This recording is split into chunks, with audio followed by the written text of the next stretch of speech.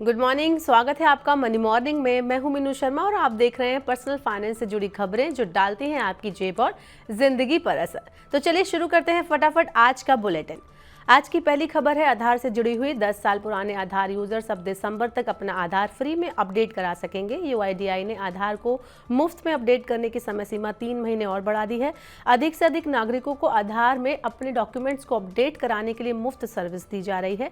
Free में जानकारी update कराने की सर्विस को 3 महीने के लिए बढ़ा दिया गया है। इसके बाद आधार को अपडेट कराने के लिए शुल्क देना होगा। भारतीय स्टेट बैंक ने वन नेशन वन कार्ड की दिशा में बड़ा कदम उठाया है। एसबीआई ने देश का पहला ट्रांजिट कार्ड पेश किया है। एसबीआई ने रुपए आधारित national common mobility card launch किया है। ये कार्ड देश भर में सड़क से लेकर रेल, मेट्रो, जलमार्ग और पार्किंग तक सभी प्रकार के परिवहन के लिए भुगतान की सुविधा प्रदान करेगा। रुपए और नेशनल कॉमन मोबिलिटी कार्ड तकनीक से संचालित है। ये कार्ड ट्रांजिट कार्ड है। ये आगमन में अनुभव में क्रांतिकारी बदलाव ला सकता है। सोने के आभूषणों की हॉलमार्किंग को लेकर एक नया अपडेट सामने आया है। अनिवार्य हॉलमार्किंग का तीसरा चरण 16 राज्यों के 55 जिलों में लागू किया गया। सरकार ने चरणबद्ध तरीके से सोने की हॉलमार्किंग को अनिवार्य रूप से लागू करने का फैसला कर दिया है। आपको बता दें कि हॉलमार्किंग के पहले चरण की शुरुआत 23 जून 2021 को हुई थी। अभी तक कुल 343 जिलों में हॉलमार्किंग को अनिवार्य किया गया है। अनिवार्य हॉलमार्किंग लागू किए जाने के बाद से पंजीकृत आभूषण विक्रेताओं की संख्या 34,647 से बढ़कर 1,81,590 हो गई है।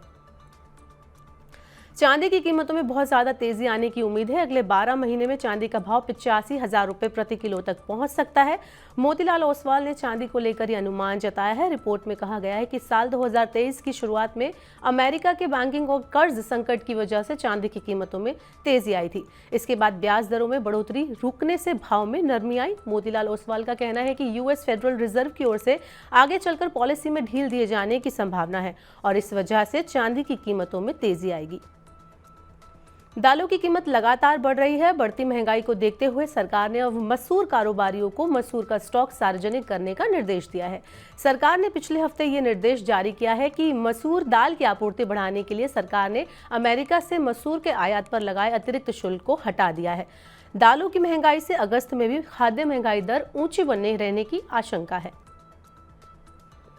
हेल्थ इंश्योरेंस में होने वाला है बड़ा सुधार। आईआरडीआई स्वास्थ्य बीमा में 100% कैशलेस क्लेम और क्लेम के जल्द से जल्द निपटान के लिए हेल्थ बीमा कंपनियों के साथ मिलकर काम कर रहा है। बीमा रेगुलेटर ने कहा है कि फिलहाल कैशलेस क्लेम की प्रक्रिया लंबी है और बीमा कंपनियां कैशलेस क्लेम में भी कई तरह के शुल्क का दावा करके 10% या इससे ज्यादा की कटौती कर लेती हैं। वहीं कुछ अस्पताल कैशलेस क्लेम वाले मरीजों को भर्ती करने में रुचि नहीं ले रहे हैं। इनकम टैक्स विभाग ने करीब 22,000 लोगों को नोटिस भेजा है। जिन लोगों को नोटिस भेजा गया है उनमें ज्यादातर वेतनभोगी शामिल हैं। इसके अलावा कई अमीरों और ट्रस्ट को भी नोटिस भेजा गया है। जिन लोगों को नोटिस भेजा गया है उन पर आयकर विभाग को शक है कि वो अपनी कमाई के मुताबिक इनकम टैक्स नहीं दे रहे हैं। यूपीआई के बढ़ते इस्तेमाल के साथ इससे जुड़े फ्रॉड्स भी लगातार बढ़ रहे हैं। इंडस्ट्री के अनुमान के मुताबिक देश में यूपीआई से जुड़े फ्रॉड के जितने मामले सामने आए उनमें 30% से ज्यादा मामले 3 राज्यों उत्तर प्रदेश, गुजरात और पश्चिम बंगाल में दर्ज हुए हैं।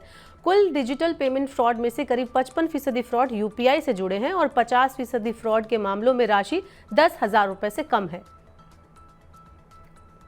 टमाटर की ऊंची कीमतों की वजह से अगस्त में शाकाहारी थाली महंगी हो गई है। अगस्त में शाकाहारी थाली की कीमत 1 साल पहले की तुलना में 24% बढ़ी है। मांसाहारी थाली की कीमत सालाना आधार पर 13% बढ़ी है। शाकाहारी थाली की कीमत में 24% की वृद्धि में से 21% वृद्धि का कारण केवल टमाटर की कीमत है। अब टमाटर की कीमत घट गई है तो सितंबर में थाली में भी सस्ती होने की उम्मीद है।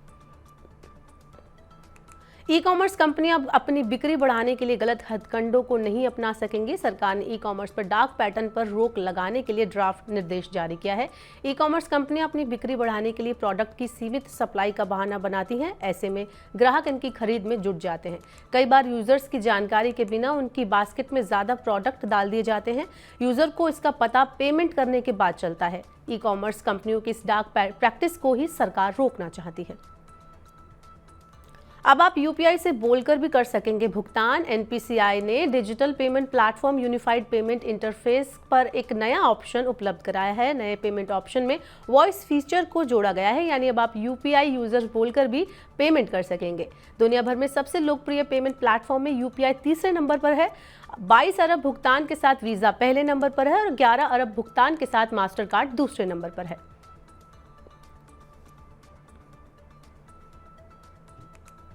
तो आज के मनी मॉर्निंग के बुलेटिन में बस इतना ही। अपने काम की जरूरी खबरें देखने और समझने के लिए सब्सक्राइब करें हमारे यूट्यूब चैनल को।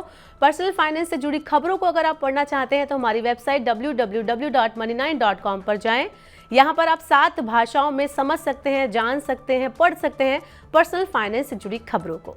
इसके अलावा अगर आप Money9 पर स्पेशल प्रोग्राम देखना चाहते हैं तो Money9 के ऐप को जरूर डाउनलोड कर लें। साथ ही बने रहिए Money9 के साथ। अब आपसे होगी कल मुलाकात। नमस्कार।